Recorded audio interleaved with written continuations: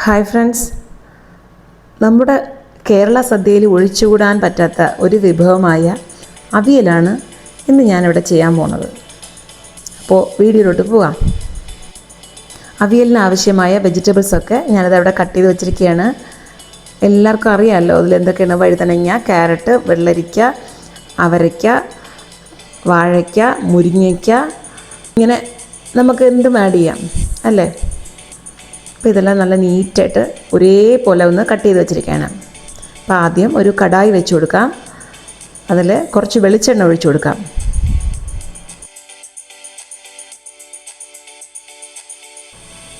എണ്ണ ചൂടാകുമ്പോൾ അതിലേക്ക് 3 പച്ചമുളക് കീറിയത്, കുറച്ച് കറിവേപ്പില എന്നിവയിട്ട് അത് കറിവേപ്പില പൊട്ടി വരുമ്പോൾ നമുക്ക് ഈ അരിഞ്ഞു വെച്ചിരിക്കുന്ന വെജിറ്റബിൾസ് ഇട്ട് കൊടുക്കാം.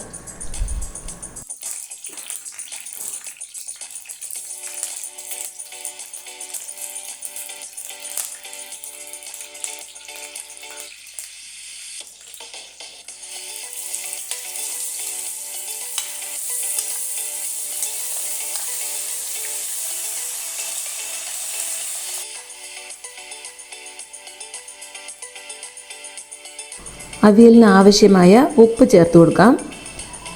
കൂടെ തന്നെ നമുക്ക് 1 സ്പൂൺ മഞ്ഞൾപ്പൊടി ആവശ്യമില്ല, കുറച്ച് മഞ്ഞൾപ്പൊടി.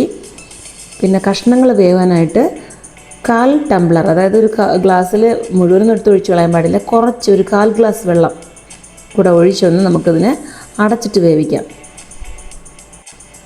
തമിഴ്നാട്ടിലാണെങ്കിൽ കുറച്ച് ഒരു വെള്ളം പോലെ വയ്ക്കും. തൈര് അഥവാ വെള്ളം കുറച്ച് കൂടെ ചേർത്ത് അടദോശയ്ക്ക് വേണ്ടി അവിയൽ, അതാണ് അവിടെ സ്പെഷ്യൽ. നമ്മുടെ കേരളത്തിലുള്ള അവിയലിന് അങ്ങനെ വെള്ളം ചേർക്കാൻ പാടില്ല, അങ്ങനെ നല്ല തിക്കായിട്ട് ഇരിക്കണം. അതാണ് സദ്യ അവിയൽ. കഷ്ണങ്ങൾ വെന്ത് വരുമ്പോൾ നമുക്കിതിന് ഒരു അരപ്പ് റെഡിയാക്കി കൊടുക്കാം. അതിനായിട്ട് ഒരു 5-6 ചെറിയ ഉള്ളി, 1 സ്പൂൺ ജീരകം,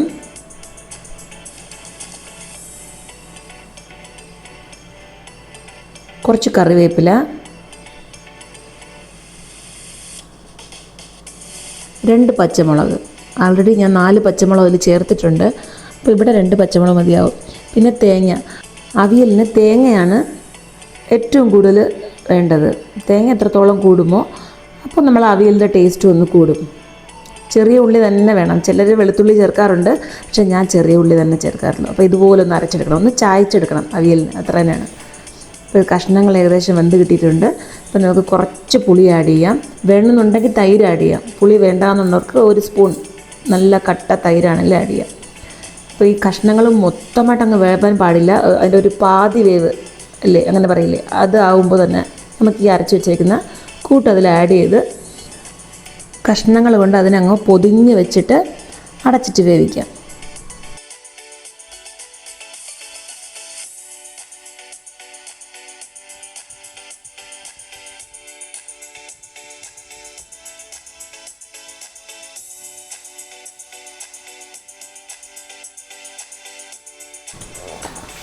കഷ്ണങ്ങളൊക്കെ നന്നായിട്ട് വെന്ത് ചെറുതായിട്ടൊരു മണം വരുന്നുണ്ട്.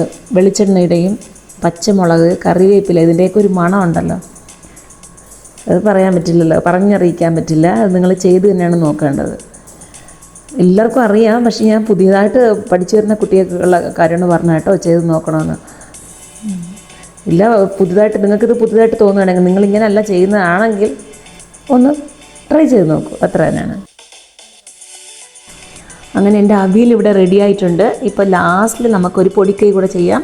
കുറച്ച് കറിവേപ്പില ഇട്ട് കുറച്ചുകൂടെ വെളിച്ചെണ്ണ ഒഴിച്ച് അങ്ങ് ഇളക്കി വയ്ക്കുക. ആ ചൂടിൽ ഇങ്ങനെ ആയിട്ട് വെളിച്ചെണ്ണ ഒഴിക്കുന്നത് നല്ലത് തന്നെയാണ്. ലൈറ്റായിട്ടൊന്ന് ഇളക്കി. ഞാൻ ഇപ്പോൾ സ്റ്റവ് ഓഫിലാണ്ടിരിക്കുന്നത് കേട്ടോ, അപ്പോൾ ലൈറ്റായിട്ടൊന്ന്, അപ്പോൾ ഇതുപോലെ ഒന്ന് ട്രൈ ചെയ്ത് നോക്കൂ. പിന്നെ ഈ വീഡിയോ ഇഷ്ടപ്പെട്ടുവെങ്കിൽ ലൈക്ക് ചെയ്യൂ, കമൻറ്റ് ചെയ്യൂ, സബ്സ്ക്രൈബ് ചെയ്യൂ. അപ്പോൾ അടുത്ത വീഡിയോയിൽ കാണും വരെ ബൈ ഫോർ നൗ.